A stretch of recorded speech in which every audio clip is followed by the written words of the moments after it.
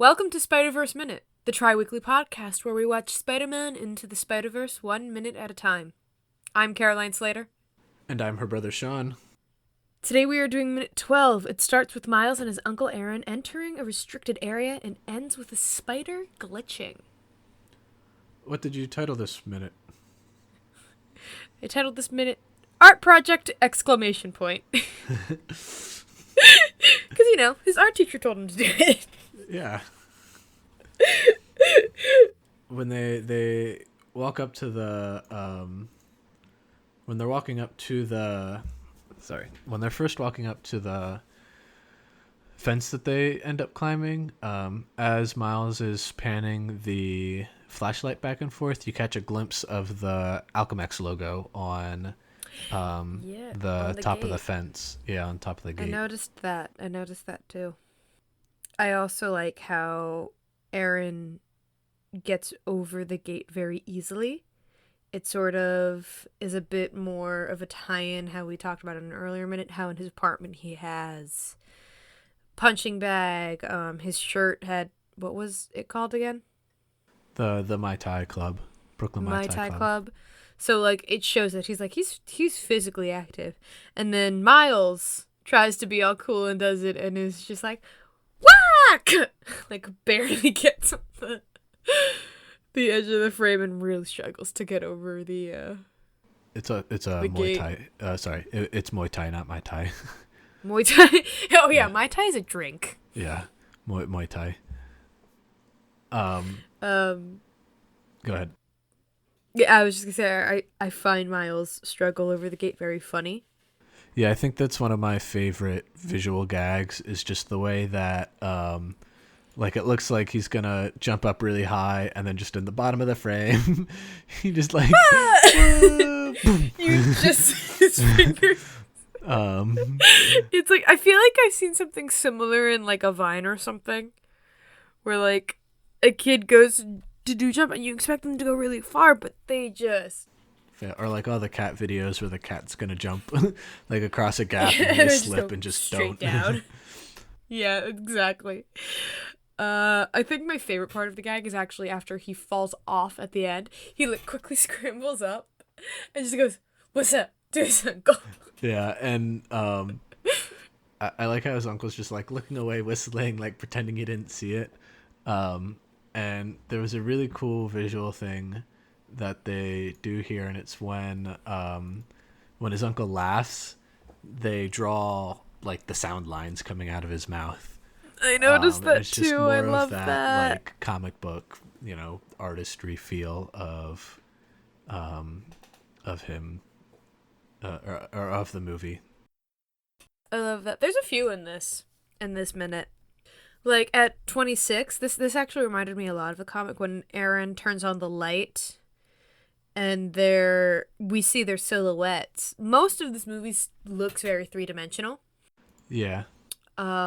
This is their silhouettes look very two-dimensional to me, which Yeah. I thought was very cool. It looked like something you would see in a comic, that backlit, and just how they're completely black. You don't see any of shading that you would do if you wanted to make it three-dimensional. It's no, they're just black silhouettes. Yeah, it's a cool black silhouettes. Miles is centered on the on that archway, he's centered in the archways as he's entering into into something new and clean. Yeah, and there's two things I really like about that. Just to talk quickly about the setting. First off, there are, for those who don't get it, yes, the subway system is actually underground in New York for a lot of the boroughs and a lot of the city. That's why it's called a subway.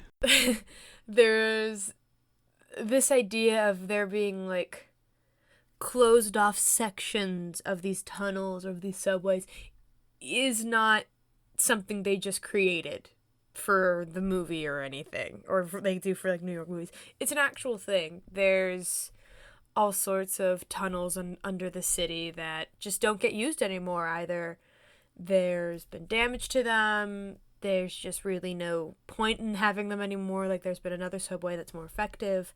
So there's all these old abandoned ways underneath the city. So seeing these archways, I thought it was a very cool thing to see because it is awesome. And graffiti artists do go down there and graffiti up the walls.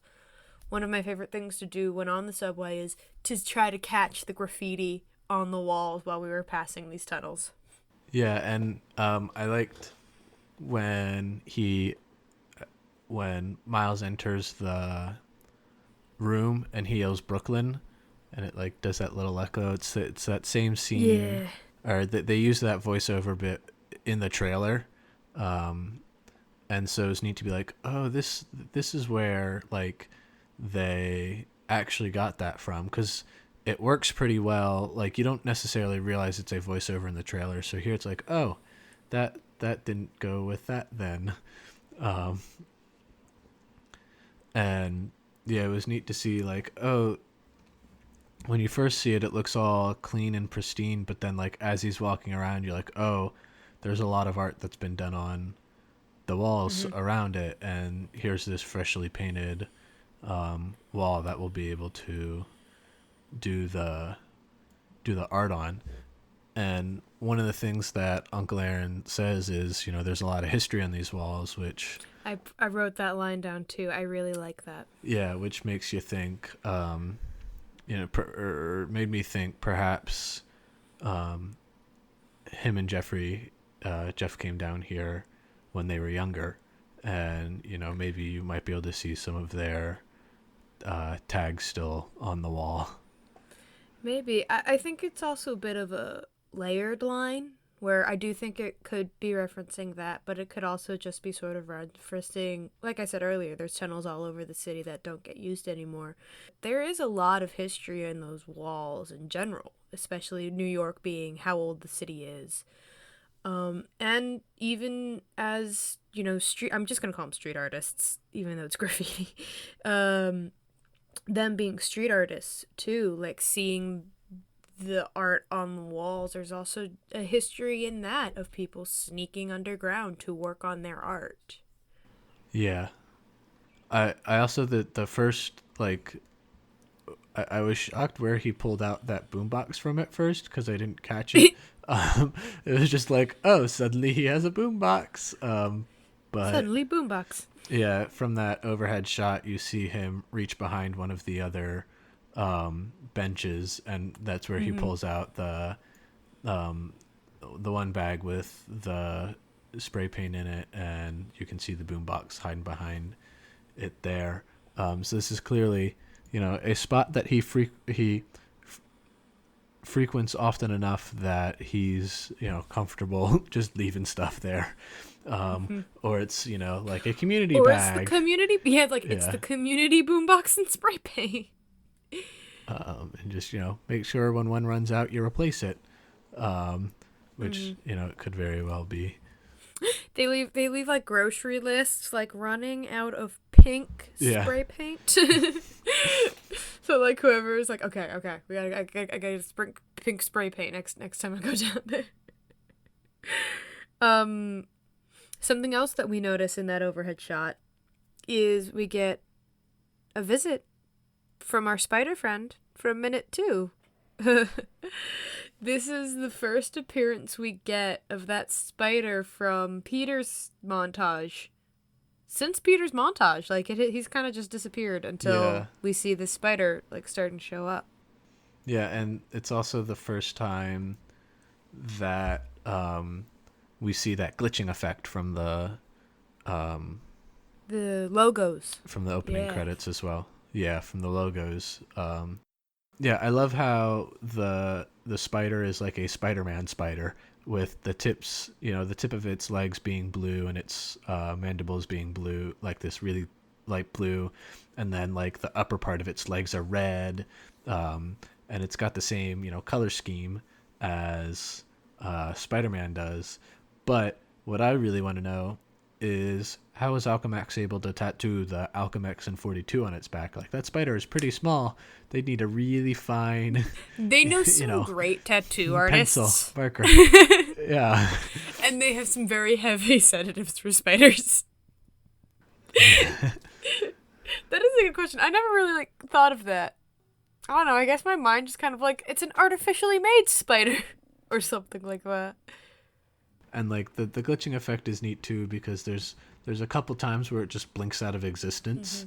And what I want to know is like when it's doing that, is it blinking into like existence on another, like in another universe, or another Earth where it's trying to like are we seeing like, oh, there's a spider just like popped in and popped out really quick, I saw a spider! Where? one of the other Oh, ones. never mind, it's not there. Oh, it I disappeared. guess I just saw Yeah. things.